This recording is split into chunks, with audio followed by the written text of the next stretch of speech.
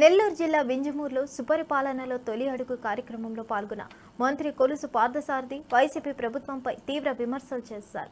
ప్రజల హామీలన్నిటినీ చంద్రబాబు నాయుడు పెంచారని హామీ ఇచ్చారు. తెనాలిలో పోలీసులు రౌడీ షీటర్లపై చర్యలు తీసుకోవాలని జగన్ పరామర్శించడంపై ప్రశ్నించారు. ఇటువంటి రాజకీయాలు రాష్ట్రాన్ని ముప్పుతిప్పులు పెడుతున్నాయని అన్నారు. తొలి అడుగు కార్యక్రమాన్ని నిర్వహించాం. ప్రజలందరూ కూడా కూటమి పరిపాలన పట్ల సంతృప్తిగా పథకాలన్నీ కూడా సక్రమంగా అందుతున్నాయనే అభిప్రాయంతో ఉన్నారు. అక్కడక్కడ కొన్ని సాంకేతిక కారణాలతో కొంతమందికి రాకపోయినప్పటికీ కూడా 95-96% మందికి పథకాలు వస్తున్నాయి. ఉదాహరణకి తల్లికి వందనం ఏదైతే ఉంటుందో, పిల్లలు చదువుతున్న స్కూల్స్లో వాళ్ళు చేసిన ఇన్ఫర్మేషన్ ఏదైతే ఇస్తారో దాంట్లో కొంత లోపాలు ఉండటం మూలంగా ఆగినాయని చెప్పారు. వాళ్ళందరూ కూడా ఇస్తాం.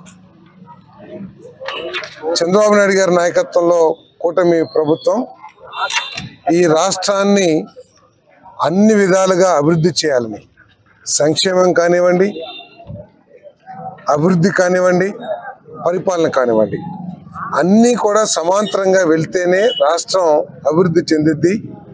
రాష్ట్రంలో అన్ని వర్గాల ప్రజలు కూడా సంతోషంతో ఉంటారనే లక్ష్యంతో మరి చంద్రబాబు నాయుడు గారి నాయకత్వంలో కూటమి ప్రభుత్వం పనిచేస్తూ ఉంది.